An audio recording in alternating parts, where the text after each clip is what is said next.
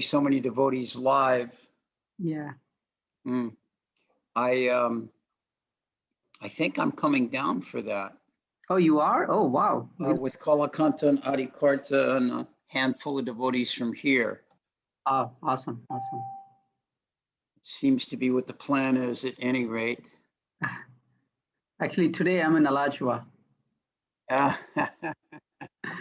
Probably in the evening we'll. well, there's such a close relationship between the Orlando and Alachua temples anyway. Yes, yes, yes. Practically the same temple, at least sister temples, if nothing else. Yeah. And my best friend is your GBC, being Sesha Prabhu. Sesha Prabhu. Yeah. All right, Prabhu, 11:30. I just went live. Before you get started, want to thank you for wonderful time you're able to give it to Orlando congregation for us to make progress in spiritual life. For the audience on Facebook and Zoom, to give introduction about Chaturatma Das Prabhu, who doesn't need, everybody knows him, but still, we want to mention something. So he joined ISKCON in St. Louis, Missouri in 1973 and received a Brahmanical initiation by Srila Prabhupada next year, 1974. And he was a big part of the deity installation in St. Louis, Sri Sri Nitai Gaur Nataraj. And he started getting trained in the deity program and fully engaged and became a full-time management from the Pujari perspective for the temple. And he had to move in 1976 away from St. Louis and became Pujari in Dallas, Houston, Chicago, on the also the Radha Damodar buses. And he has served as an assistant in deity program all the three New York temples like 55th Street, 7th Avenue, and Brooklyn. And currently he is managing the deity management board for the Radha Shamasundar in Alachua, Florida. You all have seen how beautiful Radha Shamasundar is, and wonderful deity services. We could really feel the vibe there. And he is also very widely known as known for his background on the way he performs yagnas. In fact, I think I had a couple of opportunities to witness some of the initiation programs that he has done in different places. And he's very elaborate, and we want to thank for him for all the services he does. From the all the yagnas, samskaras, and deity services. And in the early 1980s, Chaturatma Prabhu began to follow his interest on studying the lives of different acharyas, basically researching many avenues of backgrounds, and he has developed a very comprehensive picture of the lives of many acharyas who are in the era of Sri Chaitanya Mahaprabhu. And he currently, as I mentioned, he currently lives in Alachua. He also travels part of his year, portion of his year, and accompany Indradyumna Maharaj and Badahari Das Prabhu to all over the world. Literally, I've seen some of the videos.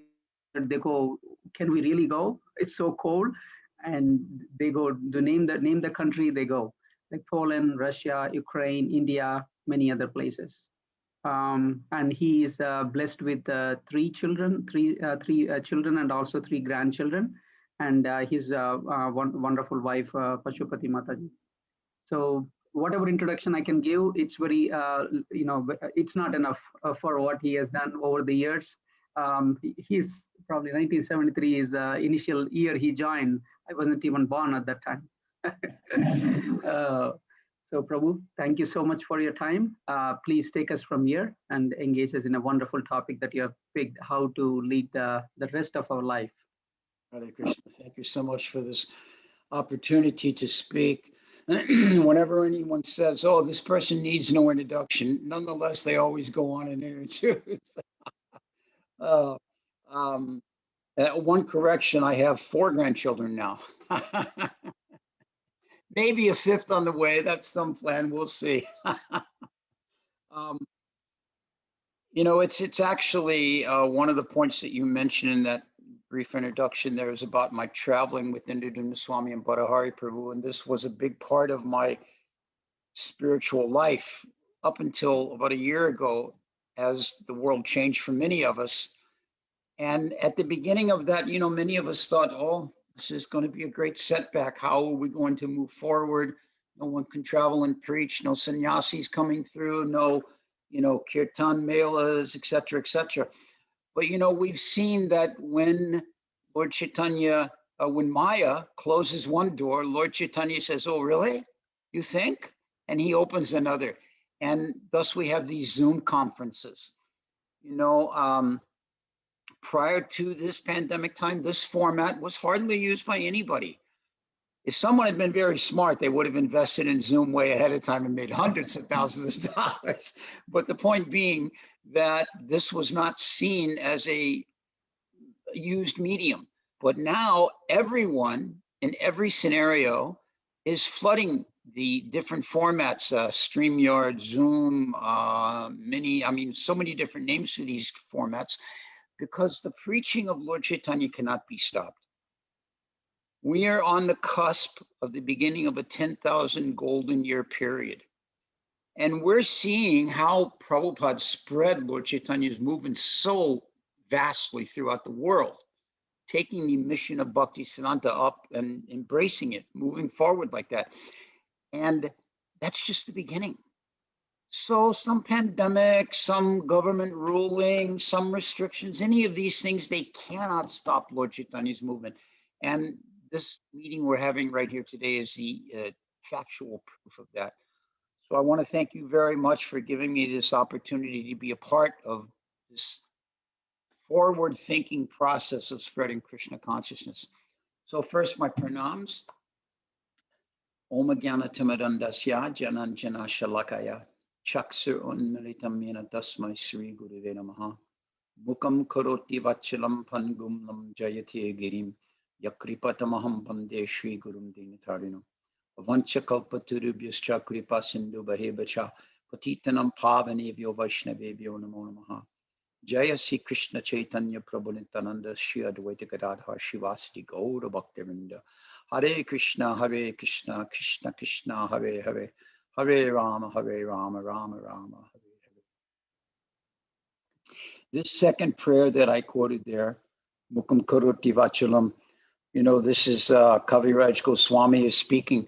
I'm lame, I'm dumb meaning not very well educated, I can't speak so well, but by the mercy of the spiritual master, I can be successful. We see that Lochan Das Thakur has one very nice prayer in the same manner at the beginning of his Chaitanya Mangala, where he's praying that I'm quite incompetent. I really don't have much skill, much ability. But by the mercy of the Vaishnavas, by the blessings of Guru, then I can become successful. So this really is the mood of a devotee.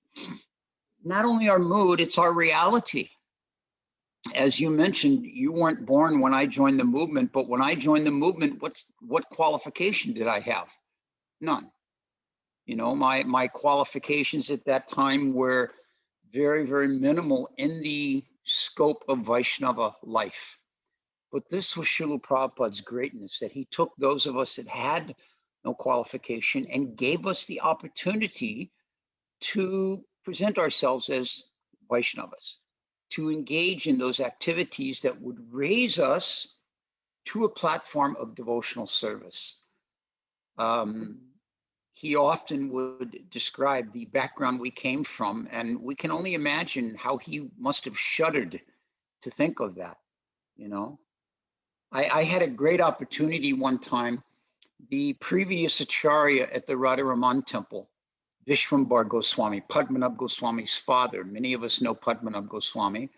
Well, I've known Padmanabh Goswami since he was a young boy. And his father, Vishwambar Goswami, was very kind to me, as he was to many devotees. But he was touring America once and stayed in New York. And my wife and I got the opportunity to host him. And he spent 2 or 3 days with us there. And I took him around to all of the places of Prabhupada's pastimes. up on the Upper West Side, 94 Bowery, 26 2nd Avenue, Tompkins Square Park, all of these places. And he was very enlightened. He was a Vrindavan friend of Prabhupada's. He and Prabhupada knew each other of the same age, were living in Vrindavan at the same time when Prabhupada was studying and preparing to come to America.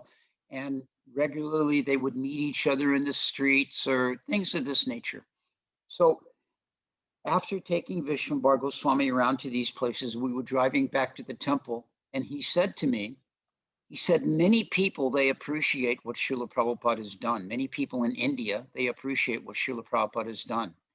But until they come and see where he has done it, they have no idea of his greatness.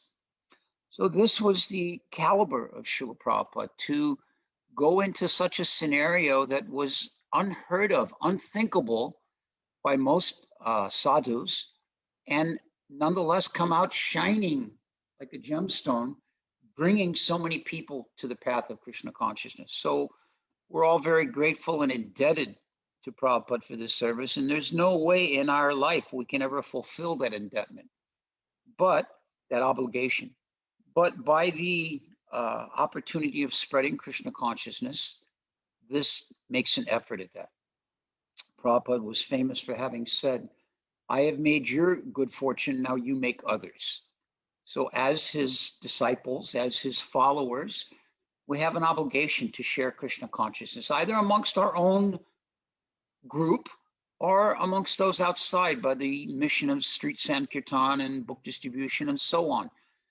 Festival parties like what Indra Swami does, these are opportunities to give Krishna consciousness in a very wonderful manner that directly connects those persons that come in contact with the mission of Sri Chaitanya Mahaprabhu.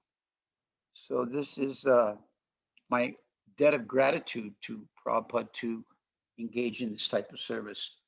So for today, I was discussing what verse, what subject matter, and I thought, this is the daylight savings time switch. The one day of the year that everybody is officially allowed to be late for whatever. Late for work, late for church, late for getting up, whatever it is. Oh, yeah, it was daylight savings time. Okay, you're forgiven this one day. Don't let it happen again. Because the time factor is so present. And the manipulation of the time factor throws us completely off balance.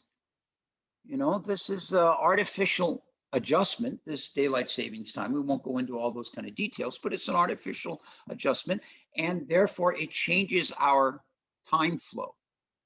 So I thought, what better verse to think of than that famous verse from Bhagavad Gita. So chapter 11, verse 32.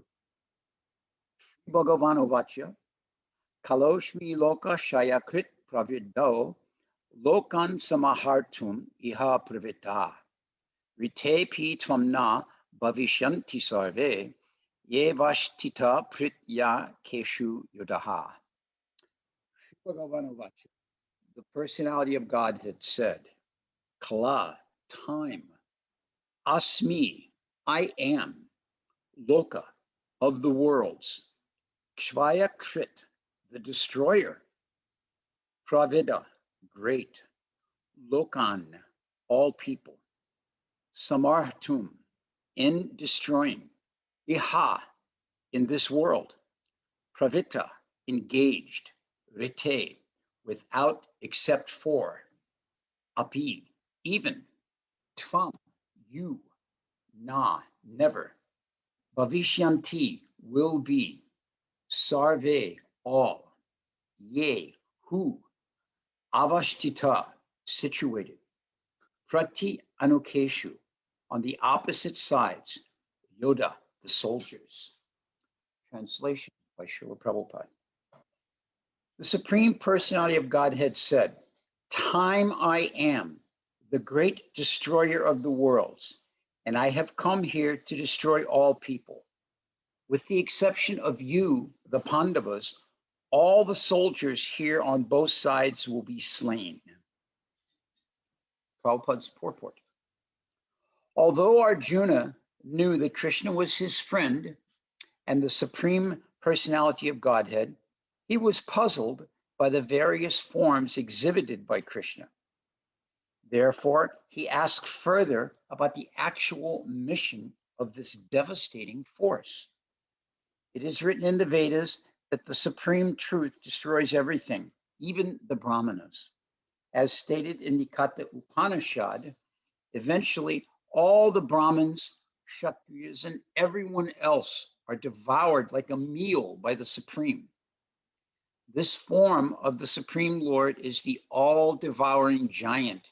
And here, Krishna presents himself in that form of all-devouring time.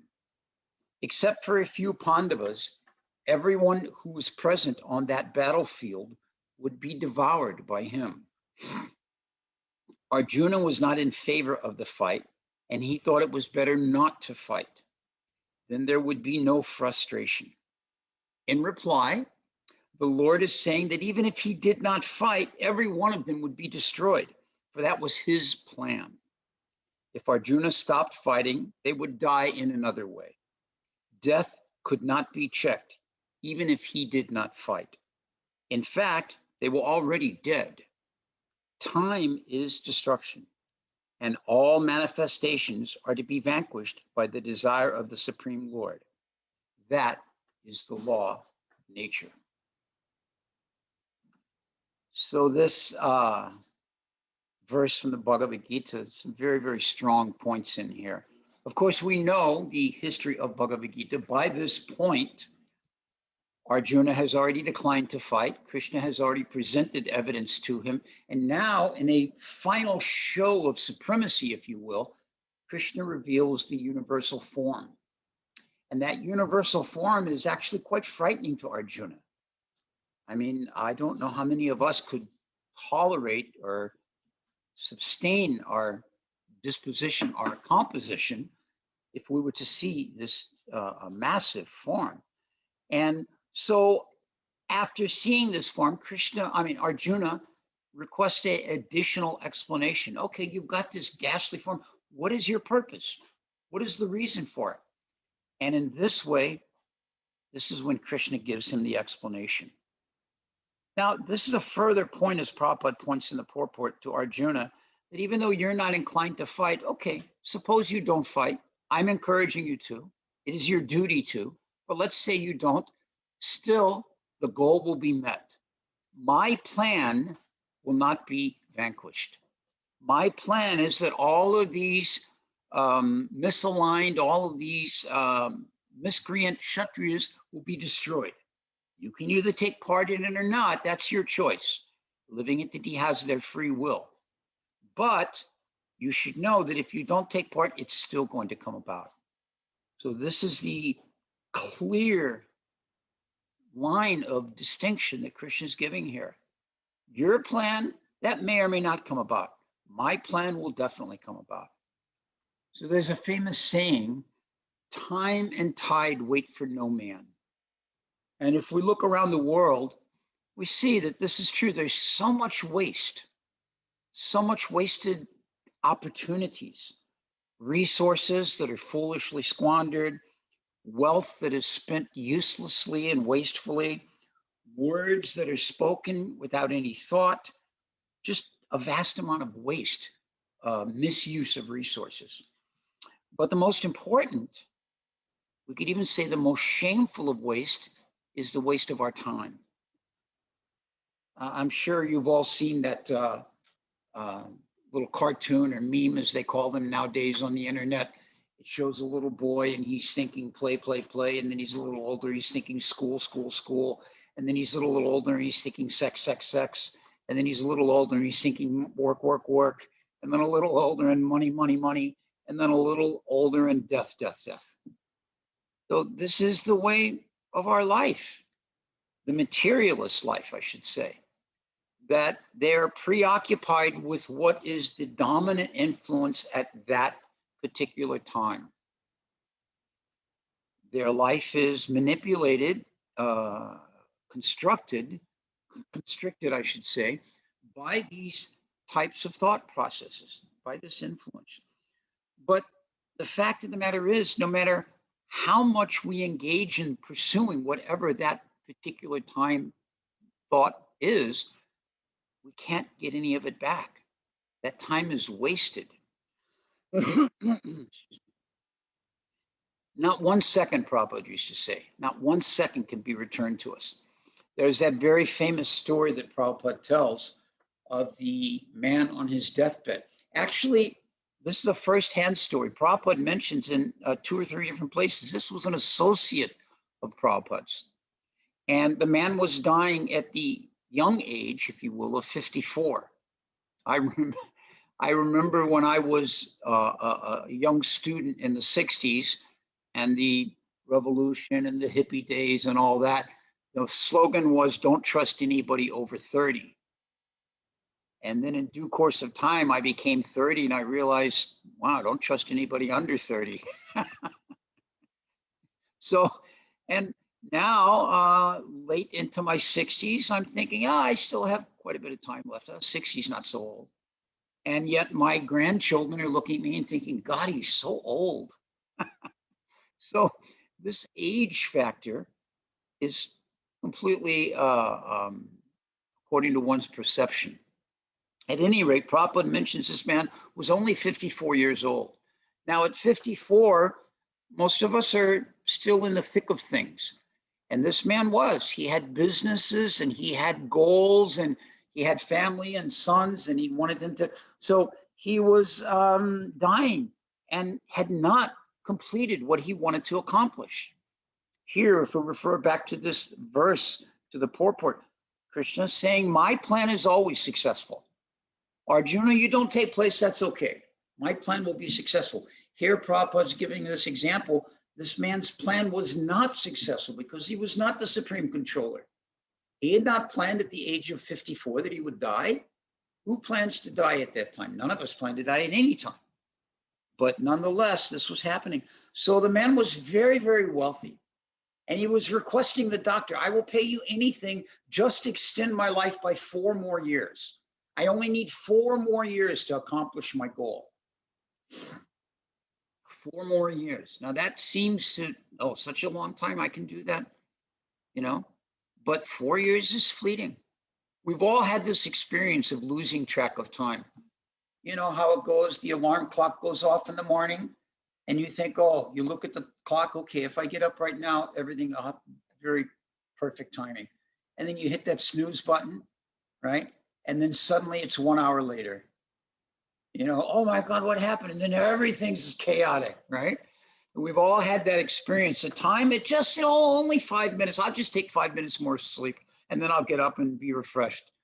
Even if you only take that 5 minutes, you're not going to be any more refreshed, but you never just take that 5 minutes. It turns out to be 1 entire hour. So this man is pleading with the doctor, just give me 4 more years. If I have 4 years, then all my goals will be accomplished. But we know factually, no, your goals will not be accomplished in 4 years. First of all, you're not getting that 4 years. Doesn't matter how wealthy you are. It doesn't matter how expert the doctor is. The time of death comes when it is allotted to you. The time of death comes when you have to give it up. As the saying, time and tide wait for no man. Your time comes and that's it. You have to go. It's not a negotiable point.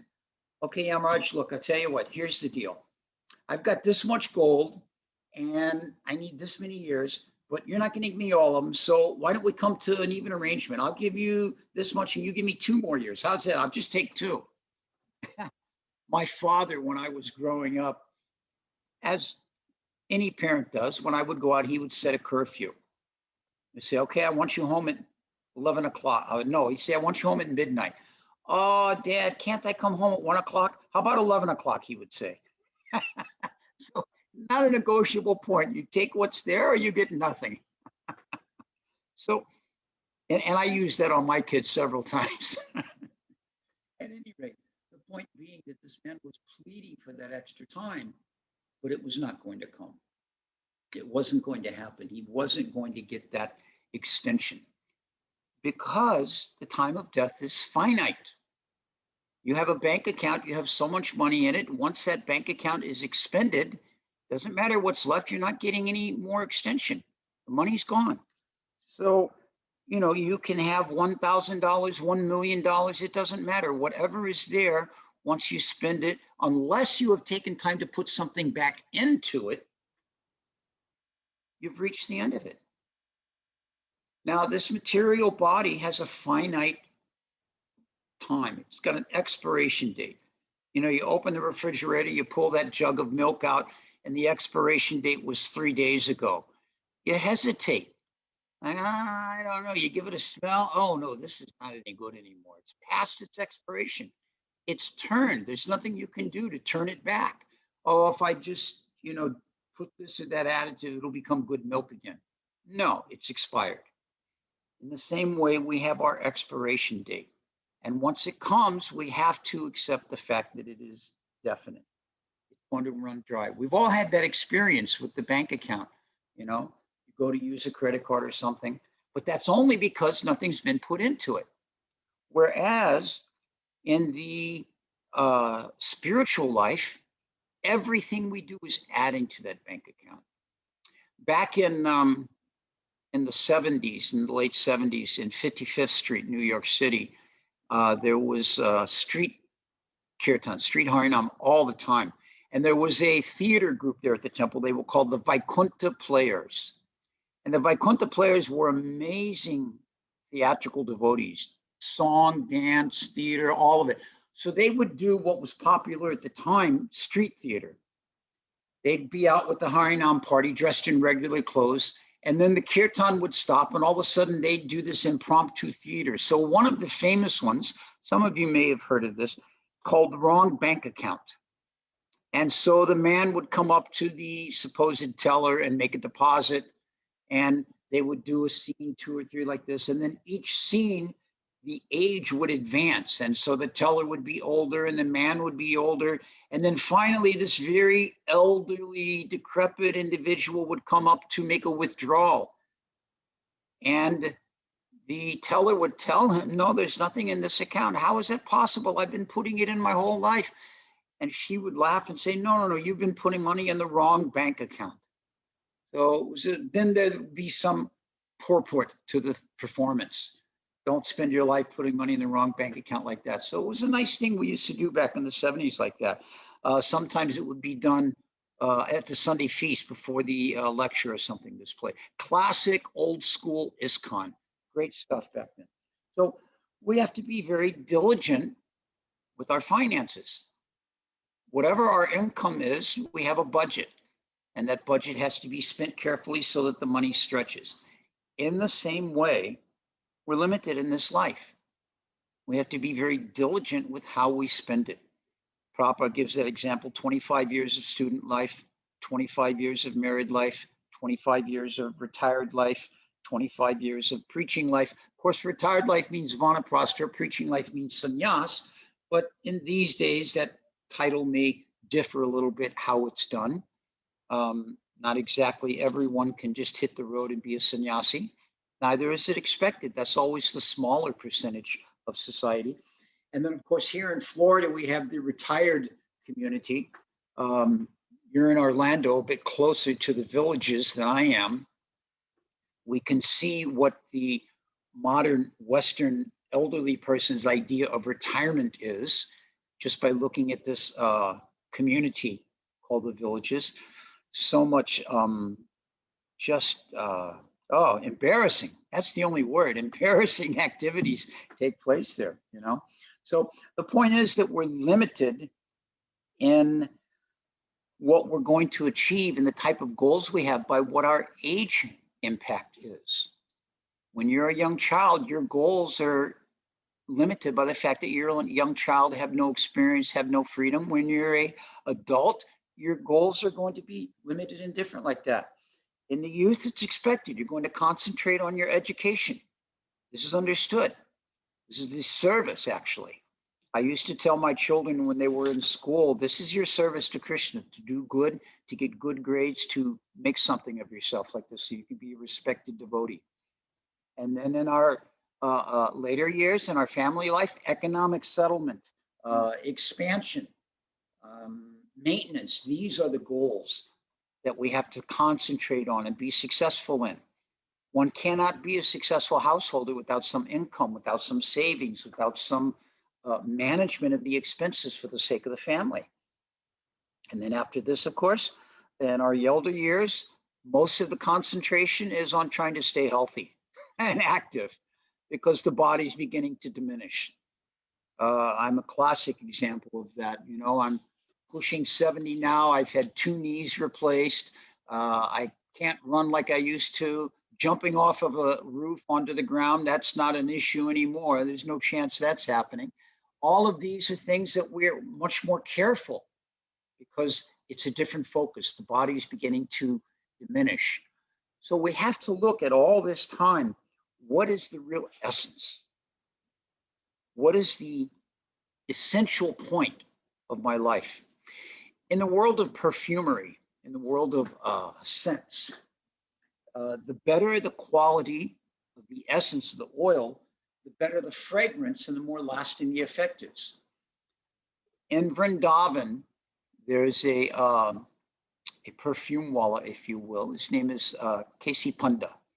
I've been shopping from him for my deities since the 1980s. And of course, now it's K.C. Panda and Sons, because he's gotten older like I have, and his sons have taken over the business. But at any rate, when you go to his shop and you tell him, I want some sandalwood oil, he'll ask you, what rate do you want? What quality? I have best, I have very good, and I have the finest. And each one is different by 2 factors, not only the price, as we would expect, but the essence, the essential nature of it, the purity of it. So he openly will tell you, this one is not as pure as that one. And for the most pure, you'll pay more. So this is a very clear understanding. Standard, best, and better. This standard, better, and best. Excuse me. Standard, better, and best. Which quality of sandalwood? Well, you can imagine it's for the deities. I always get the best sandalwood oil. It's a little more expensive, but we know that the quality is going to be pure. So this is true in our spiritual life too. This is true in our practices of devotional service. What is the degree of purity that we want? What is the essential quality? 25% essence, 50% essence, 100% essence? We have to decide which of these percentages do we want present. Now, of course, we all want the best, you know, but not all of us are able to afford the best. My father used to have a saying, you know, a Saks Fifth Avenue taste with a TJ Maxx budget. Saks Fifth Avenue, those I'm sure all of you know, is a very, very high-end store. And TJ Maxx, well, that's there in the strip mall. You get, you know, a shirt for $2, but you get $2 quality.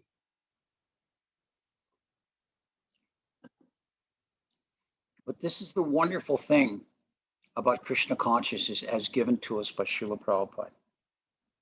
Krishna consciousness is coming in the line of Sri Chaitanya Mahaprabhu.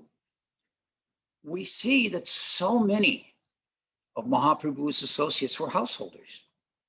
There's no restriction that to practice Krishna consciousness, to be successful in Krishna consciousness, one is required to be a renunciate. It's not necessary. We see from these associates of Mahaprabhu, mostly they were all householders. Yet they were not bereft of the presence of Krishna consciousness in their life. Quite the opposite. There was always a prominence of Krishna consciousness in the activities that they were there to facilitate for the pastimes of the Lord. Classic example, if we look at Shivananda Sen. Now, Shivananda Sen was a householder with sons, and matter of fact, he was quite a wealthy householder. He had 2 or 3 different homes, 2 homes in Bengal and 1 home there in Puri. And Shivananda Sen would arrange for all the devotees every year to go to Jagannath Puri to associate with Sri Chaitanya Mahaprabhu during the Rath Yatra festival time. Now, Rath Yatra festival included so many different activities.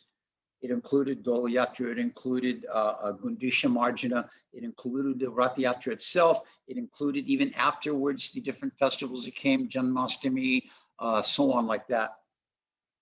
So he would arrange for these devotees going, and it would take 1 month for the devotees to travel from Bengal to Jagannath Puri.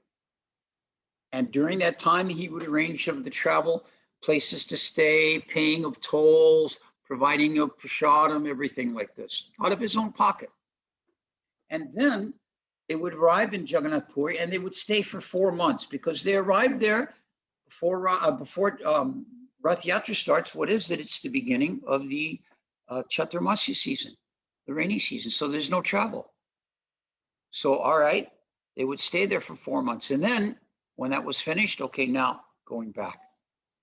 This is all told very detailed in the Chaitanya Charitamrita, read to the pastimes, the timeline like this. So this basically means 6 months of the year they weren't working, but they were householders. But they did such a good job of providing for themselves, their families, during the rest of the year, that they were able to do this, and as a result of that, be an active part in the pastimes of Mahaprabhu. Now, we may not have that kind of facility. We may not have that kind of time where we can take 6 months of the year off and just, huddy bol. Sometimes we do get that facility, depending. I'm very fortunate that the type of work that I do and the circumstances I'm in there, my seniority and all, I'm able to take off a couple of months of the year, spend 1 month in the spring traveling with Indradumna Swami and Bhattahari throughout Russia and Poland and Ukraine and places like this. We've gone to Japan and Australia and preach, share Krishna consciousness, speak about the pastimes of the Lord and his devotees. And then the rest of the time working very diligently to take care of the necessary circumstances, take care of this. So this is due to understanding how to manage our time. And this was something the devotees of Mahaprabhu were expert at. It's it's a bit like financial matters, investing, for instance. How much will I get back on an investment? We all hear these advertisements, especially when you get to a certain age. Your email box is filled with offers of different investments, and are you set for your retirement? And what have you done to build up your portfolio? All these things, because everybody out there in the internet world knows everything about everyone.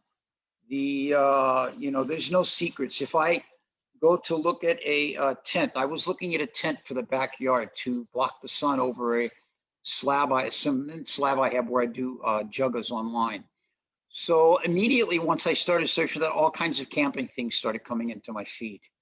It's because of all the algorithms and the way the internet works, and everything is known to everybody. So when you hit a certain age, all these things come up. Are you ready for your retirement? Have you invested properly? So spiritually speaking, we should look at, how am I investing my time? What will I get back on the return of the time I'm using right now? Will it bring me another birth and death in this material world? Or will it bring me eternal life in the spiritual world with Sri Krishna? This is the gift that Srila Prabhupada gave to us. Just follow this process and you'll go back to home, back to Godhead. Prabhupada said this so many times. Just follow this process, you go back to home, back to Godhead. This was a big point that Prabhupada always made. So we should understand how important that is, that investment of our time. What am I doing with my day? If I don't have Krishna at the center of my day, if I don't have Krishna conscious activities as the foundation of my day, simply wasted time. Simply wasted time. This is what creates a Krishna conscious atmosphere. Raising children, for instance. We have to raise our children in an environment that fosters and encourages their Krishna conscious activities. They're taking up the practices of Krishna consciousness. Prabhupada would often say, it's so simple, the child is always imitating the parents. So if the parents have Krishna conscious activities, the children will have those Krishna conscious activities. Helping them figure out how to put Krishna as a presence in their life, helping them to learn about Krishna. And then what about one's job?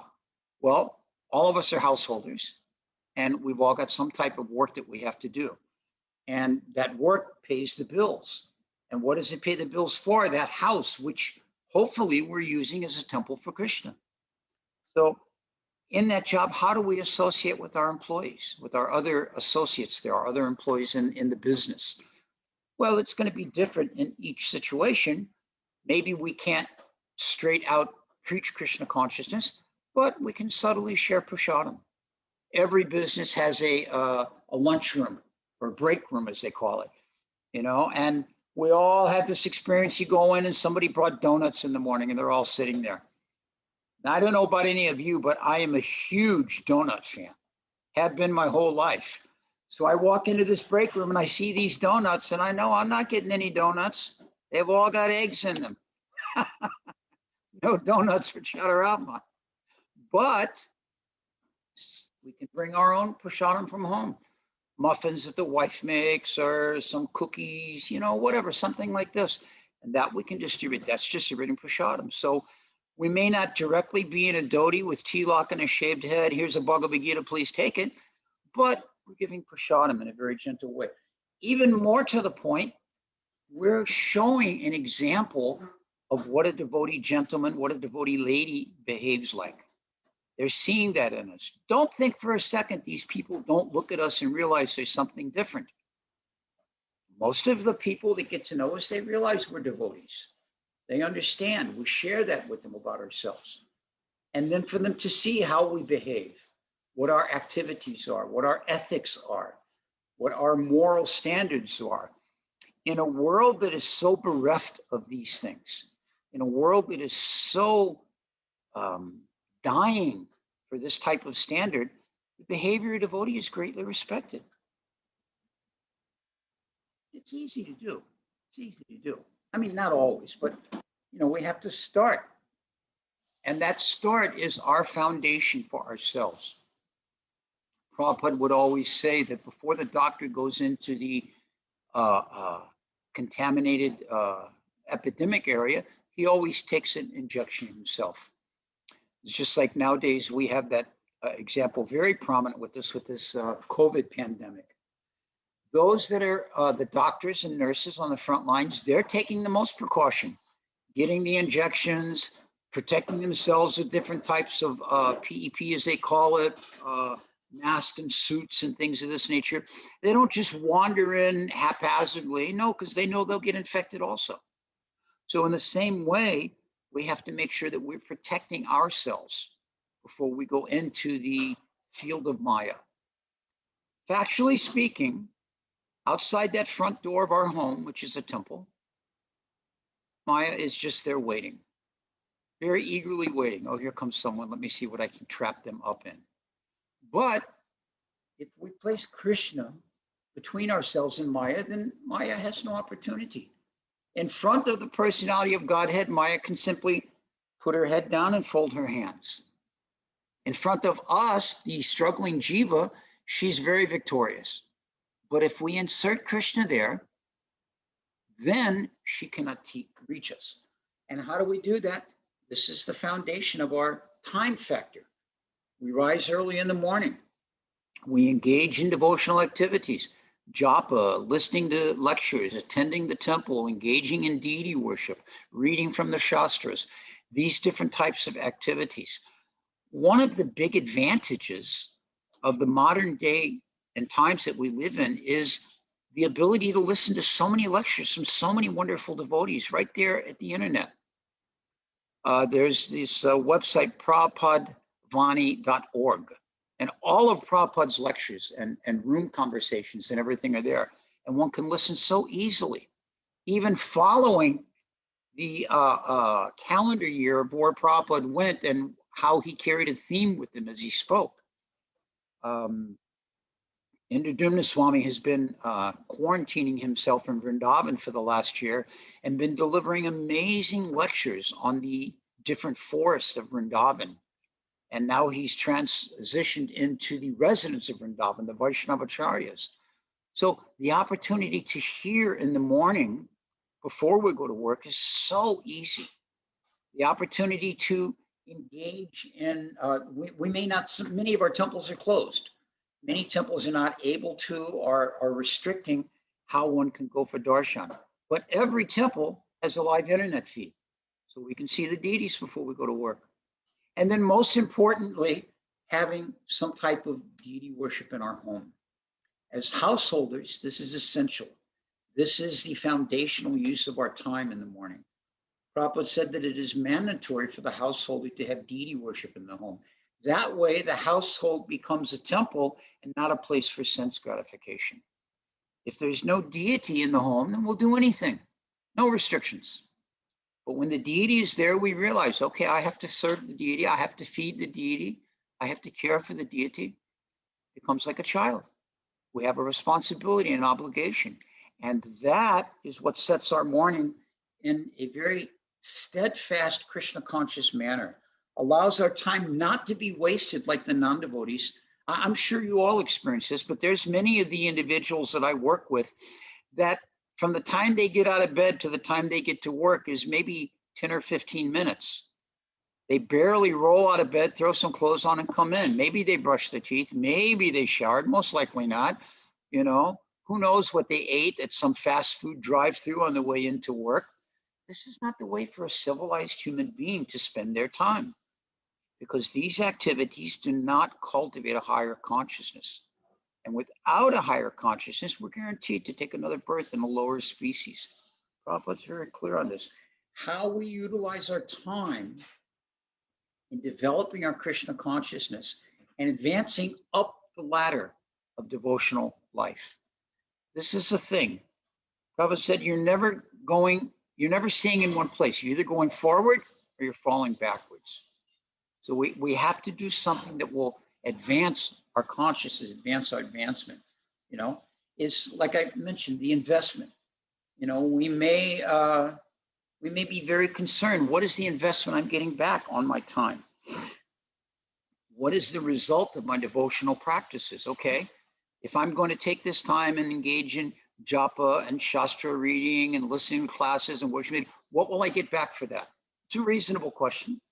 It's what anyone making a good investment is going to ask. Okay, what's the return going to be? Well, right here, there's a very nice lecture Prabhupada gave in 1972. I'd like to read this section of it. It's very pertinent here. Prabhupada says, Kama lobhayadas chaye, lusty, lust and greediness. The whole world is moving by lust and greediness. This is the stage of ignorance and passion. Those who are embarrassed with the lower qualities of material nature, they are embarrassed with these two things: lust, not being satisfied, and greediness. Give me more, give me more, give me more. This is interesting how Prabhupada uses the word embarrassed. A gentleman, if he's found in a questionable situation, he's embarrassed by it. Oh, you've seen me engage in such and such activity. I apologize for that. That wasn't proper. But a lower class man has no concern for this. They're not embarrassed by anything. But Prabhupada says a human being is embarrassed when they experience these two qualities of ignorance and passion, lust and greediness. Prabhupada continues. Although he is not satisfied, in this world you will see it. Sometimes they think, if I have an income of $1,000, then I will be very satisfied. But if they get that income of $1,000, then they want $100,000. If I just get this $100,000, then I will be satisfied. Everywhere in the world, the worker class, they're begging for more and more wages, more wages, more wages. But as soon as they get the money, we see specifically in the Western countries, then they utilize that money for lust and greediness. That's all. They do not know how to utilize their money. Just like a millionaire, so lusty. I have seen this in Paris. They're going to different clubs. And what is the business of that club? The old man, he is going. They pay some $50. Of course, this is Prabhupada's lecture in 1972. You don't get anything for $50 anymore. But Prabhupada says, they pay $50, and then there is young woman and wine in the club, and that is their pleasure. Lust, kama lobhayas chaye. One thing on one side, they are not satisfied. Even if they have got $1 million, still I want, still I want, still I want. That is one side, greediness. And then the other side, that is lust. This is called kama lobhayaras chaye. So we can become Krishna conscious immediately. That is the test. Immediately, by practicing Krishna consciousness, we become free from lust and greed. If he is not free from lust and greed, if he is simply making a show, then he is not Krishna conscious. That is the test. That is how to understand if you're making advancement. If these two symptoms are gone from the character, no more lustiness, no more greediness, we should be satisfied very nicely with what Krishna gives us. Why hanker in so many different directions? That is lusty. That means that we have not made it to the stage of Krishna consciousness, but we are still on the material platform. So this is the test. This is how my students can understand if they're advancing. No more lust, no more greediness. Voluntarily, you become free from these four things: no illicit sex, no intoxication, no meat eating, and no gambling. And then you will be free from the darkness. So you give up these bad habits, and at the same time, you maintain yourselves by chanting the Hare Krishna mantra. And this is the process. So Prabhupada makes it very clear. Prabhupada makes it very clear what is the standard, what is the guideline to understand if your investment of time, if your investment of activities has become proper, if you've gotten something tangible out of it. In the investment world, there's this thing called cryptocurrency. Some of you may be familiar with it, particularly Bitcoin. And some years ago, Bitcoin became very prominent. A number of people invested in it, and then it sat dormant for many years, 3-4 years, with nothing happening. Matter of fact, losing money. But in the last 6 months, the return on this has been 200, 300, in some cases, even 400%. So an investor looks at that and sees, oh, this is a very good return on my money. I've invested this money and I've gotten a 300% return. This is very good. I can understand I'm successful in my investment endeavors. And Prabhupada has just given us the standard here. He says that if you actually are advanced in Krishna consciousness, the result will be no more lusty, no more greediness. So we're talking about investing our time in Krishna consciousness, and the answer to the logical question of, well, what will I get for that investment, is right here. We'll become spiritually situated, we'll become free from lust and free from greediness. These two activities, as Prabhupada says, they embarrass the living entity. No one wants to be embarrassed. You know, sometimes amongst friends, there'll be some joking thing that will embarrass us in front of our friends and everyone has a good laugh. But in a public scenario, no one wants to be embarrassed. So many of our politicians nowadays, they're embarrassed by their activities once those activities become public. Leaders in our community, religious leaders, we see so many of them become embarrassed by something that they've done that did not show control of the senses. That did not show that they were free of lust. That did not show they were free of being greedy. And then they have to step down. So as a aspiring Vaishnava, we don't want to be embarrassed. We want to be free from greediness and lustiness. And this comes by investing our time properly, by engaging ourselves in the process of Krishna consciousness, by engaging ourselves in the practice of devotional service. And then we will get that good return. We will get a return that benefits us spiritually. But let's suppose you've engaged in devotional practices for some time and you don't feel that you're free of lustiness, free of greediness. We see this sometimes. Devotee engaged in devotional practices, but still some lingering presence is there of different activities. So does this mean I should give up my Krishna conscious activities? Well, I tried it for some time, but this didn't happen. No. Just like a good financial investor knows, you invest your money and then you stay with it for the long haul. Times may be bumpy, times may be up and down, the result may come or go like that, but you don't take your investment out. You keep it in that particular bond or stock or company, whatever it is, and you ride it through. Every good financial investor recommends like this. So Srila Prabhupada is recommending for our spiritual investment of time the same thing. Simply continue practicing Krishna consciousness. According to one's circumstances, according to one's previous karma, according to one's activities, different results will be there for each of us. But the ultimate goal is proven by Shastra, is proven by Srila Prabhupada, and is proven by the association of Vaishnavas. We see this. Sometimes devotees come and it amazes us how advanced they've become, how solid they are in their Krishna consciousness. We see that this is all a result of their endeavor. But it's still, they have to practice this. Still, they have to practice this in such a way that they become very, very solid and very, very steady. And whatever amount of work it takes, whatever effort it takes is no loss. It's no loss at all. So let us stay with the program. Let us stay with the practice of Krishna consciousness. Let us stay with our endeavors at executing our time properly, engaging that time factor that is always looming right over our head, just over the shoulder, you know. And I'm not a big fan of horror movies, but I know how they work. You know, the horror movie, the guy's always looking his shoulder, and the demon or the murderer or whatever it is that's in there is always just right behind him. You know, so the time factor is like this. It's always right over our shoulder. Every moment it's there.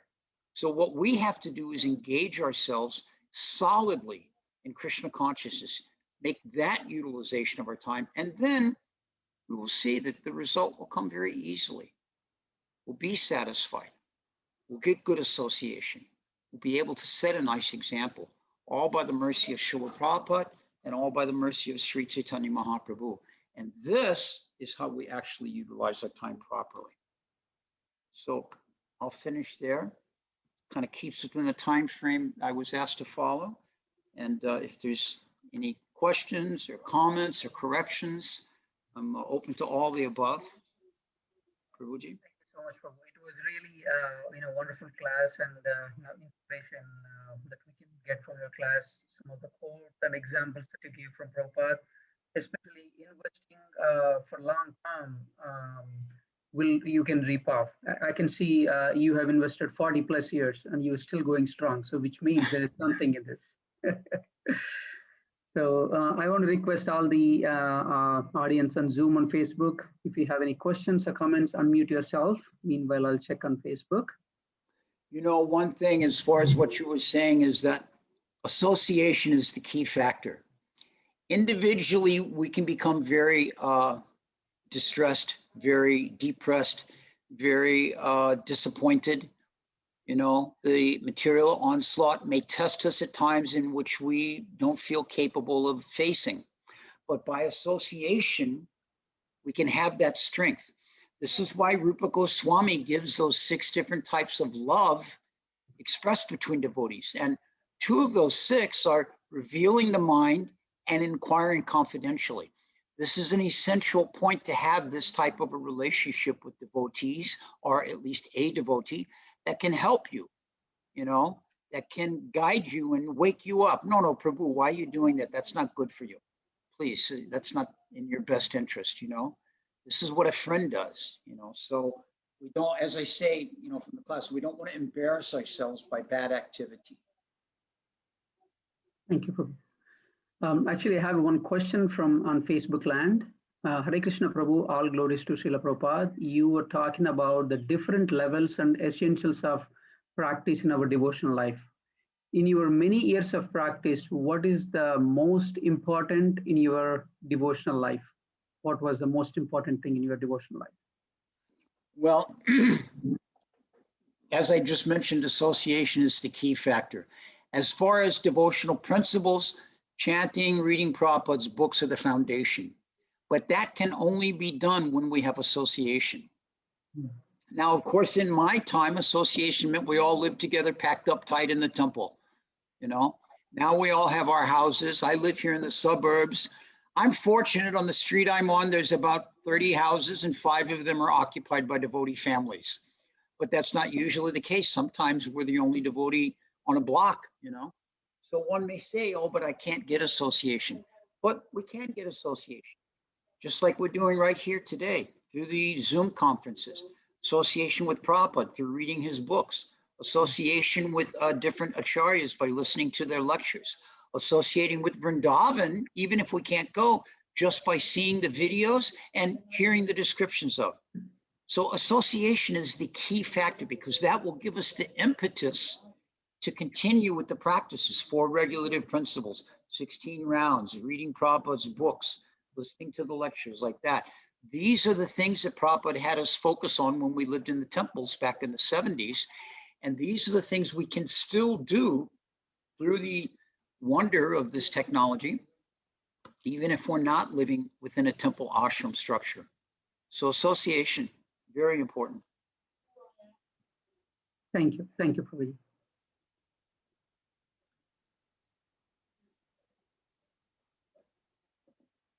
Anyone else on the Zoom have a question or comment?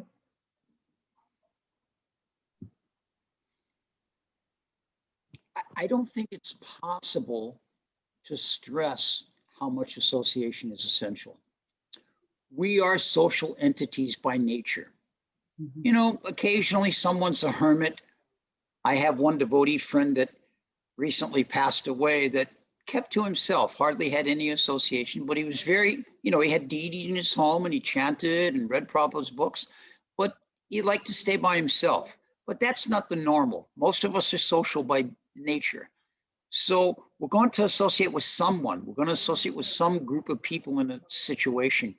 So the essential factor of keeping association with devotees in some means or another is what will keep us serious in our devotional life. In the 40 years of marriage that my wife and I have had, every decision we've made on where we're going to live or what job we were going to take or service had to do with what association will we get. You know, maybe it wasn't even in a temple community where there was a fixed temple, but there would be a group of devotees there. So this association is so, so important. Thank you, Prabhuji. All right, so shall we finish there for today? I have one. Oh yeah, please. So especially you know, devotees who lived in the Prabhupada times, you know, they have a story to take and inspire others. And I want to ask how you know, being in those early ages of even your life, how we were able to really connect to Krishna consciousness and follow Prabhupada and continue for so long. You know, was there any key moment that, you know, triggered, oh, hey, I need to connect with this moment? I was very fortunate as a young devotee. The temple that I lived in, we had a very good study program. Mm-hmm. We would get up in the morning. Now, there were 27 devotees in the temple I grew up in. Only 4 of them were initiated. The rest of us were bhaktas and bhaktins. So we'd get up in the morning, Mangal Arti, Japa, Guru Puja, and we'd have our first class, Srimad Bhagavatam. After Srimad Bhagavatam, we had breakfast. Now, back in those days, breakfast was sweet rice and halva as much as any one person could eat. You know, when you're 19, 20 years old, you can do that. And then we would have 1 hour of cleaning duties. Our temple was spotless. Then we would have class on Nectar of Devotion. After Nectar Devotion, we would have class on the Shriya Shopanasad. After the Shriya Shopanasad, now that's 3 classes right there already. After Shriya Shopanasad, we'd have the noon arti. What's that? Bhaja Bhakatabat, Salashri Guru Hari, you know, that famous kirtan. And we do that. Then we would go out on street Harinam or street book distribution. Then we would come back and we would shower and we would have Gora Arti. After a day in the streets, all of our enthusiasm for that Gora Arti. And then after that, Bhagavad Gita class, 4 classes. And then hot milk prasadam and reading Krishna book, 5 classes. So every day we had 5 classes on Shastra. That gives such a solid foundation. Mm-hmm. Now, it's true of those devotees, some of them left, Some of my God brothers and God sisters I got initiated with didn't last the entire time. But my observation is because they did not embrace the process. They felt there's something else, something more. This isn't satisfying me. If we remain satisfied by the simple activities of Krishna consciousness, if we remain satisfied by reading Prabhupada's books and hearing from Prabhupada his instructions, if we remain satisfied by each other's association, then we can last the long haul. 5 years, 10 years, 20 years, 50 years, our entire life. And we see that so many devotees can have a history of, being here since the 70s, some since the late 60s, and this is from a standard of being able to stay, fixed in devotional practices. It all goes back to association. That's my key factor. Everybody asks me, it all goes back to association. All right. Thank you. Thank you so much, Prabhuji. Prabhus, thank you very much for this opportunity to speak about Krishna consciousness with all of you. I look forward to seeing you all at Gaur Purnima. Yes, Prabhuji. Please also, make your time to come and, on the Zoom calls whenever your time permits, and engage us with your good association. My pleasure. My pleasure. Thank you so much. Hare Krishna. Hare Krishna. Vancha kalpatarubhyascha kripa sindhubhyo evacha patitanam pavanebhyo vaishnavebhyo namo namaha. Jai Srila Prabhupada. Jai Srila Prabhupada. Hare Krishna.